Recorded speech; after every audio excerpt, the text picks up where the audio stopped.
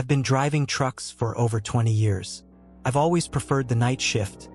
Less traffic, less noise, more time to think.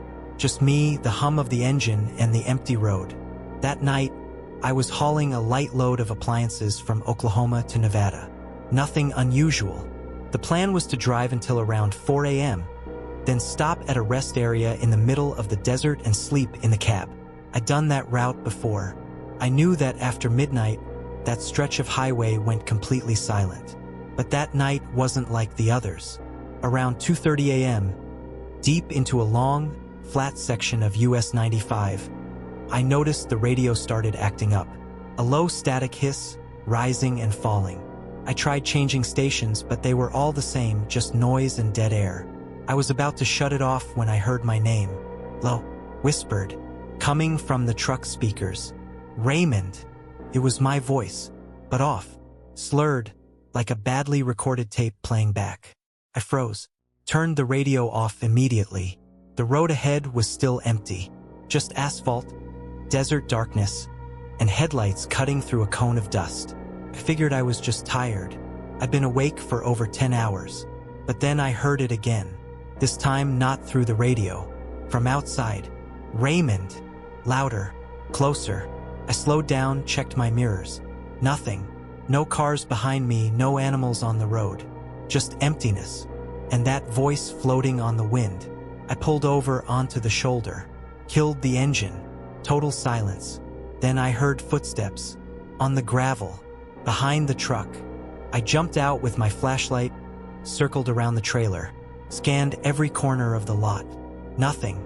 The footsteps stopped the second I moved. I checked again. Tires fine. Cargo seal untouched. Everything was in place. But the air felt heavy, charged. I got back in, locked the doors, and tried to start the engine. Nothing. Dead.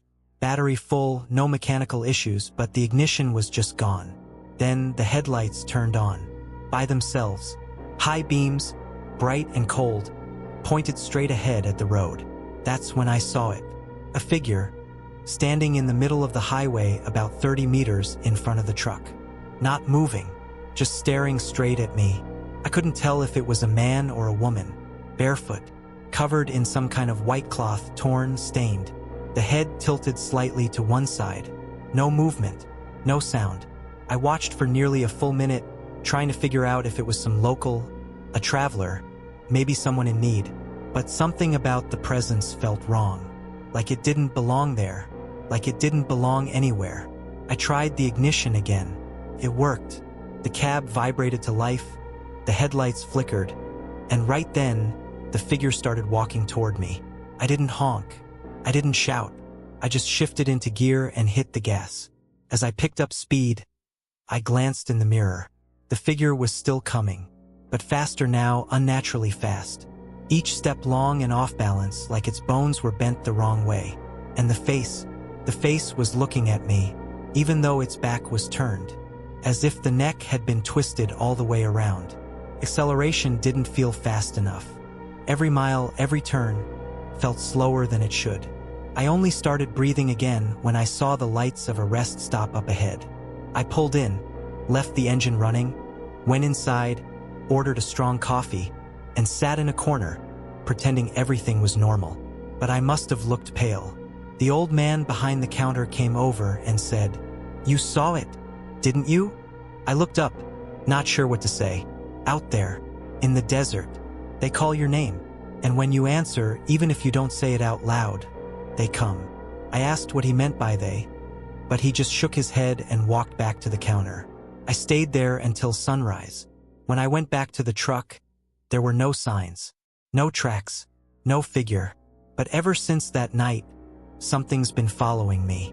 Sometimes, while I'm driving, I catch a shadow moving along the shoulder. Sometimes the radio starts to hiss, and I hear my name again. The strangest part? Every time I pass that stretch of highway, there's a new mark spray painted on one of the road signs. Raymond, written in red. Thin, long letters. Exactly like the ones I saw on the cloth inside the truck that night in Texas. But that's another story.